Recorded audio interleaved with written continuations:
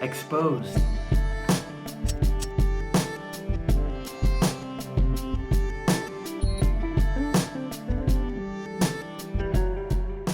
When I was in high school, I had some friends that talked me into making a bad decision one night. It was getting late at night, my family had gone to bed, the guys were getting hungry. Somebody had the bright idea, let's go to Waffle House.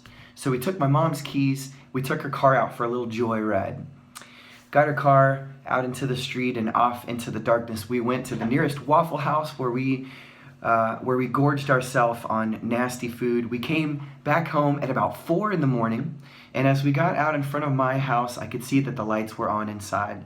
We pulled the car into the driveway, went inside. My mom is sitting on the sofa, staring out the window. There's one single lamp that's lit right next to her. She's staring off stoically out the window. I come around the corner, say, hey Mom, we're home, we're gonna go up to bed. And she said, there's a note waiting for you up on your pillow. Good night.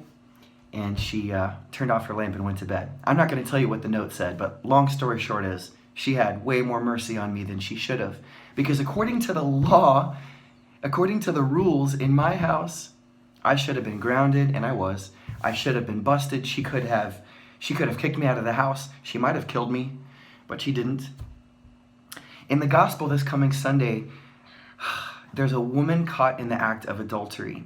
And the scribes and the Pharisees drag her out of this house. They drag her out through the streets. She's exposed. There's nowhere to hide. There's no lying. There's no weaseling her way out of this. She's caught. And they throw her down in front of Jesus and they say, Teacher, what should we do with this woman?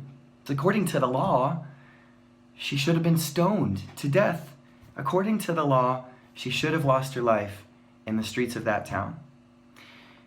But Jesus says, well, let the first one among you cast the first stone. Let the one who is without sin cast the first stone, and one by one we know they start to walk away. And he's left there alone with this woman. And he said, woman, where have your accusers gone? And she said, they've all left. And he says, I do not condemn you either. Go and sin no more.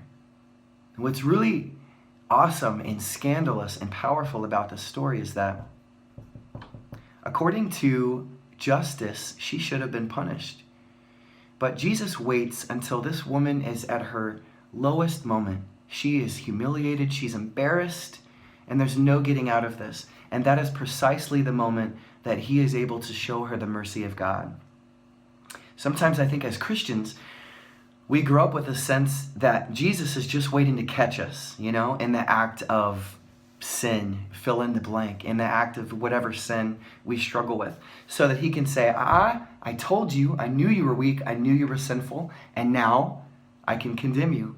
But what we find as we get to know Jesus Christ more is that even in the moments of our greatest sinfulness, he is not pointing a finger at us, but he's there to say, neither do I condemn you. He's waiting to show us mercy in those moments. Can you recall a time in your life when you were caught, where you were exposed, where your sin was right in front of your face? And can you remember how God showed you mercy through that? I pray that the more we come to understand our merciful Christ, the more we can show his mercy to others.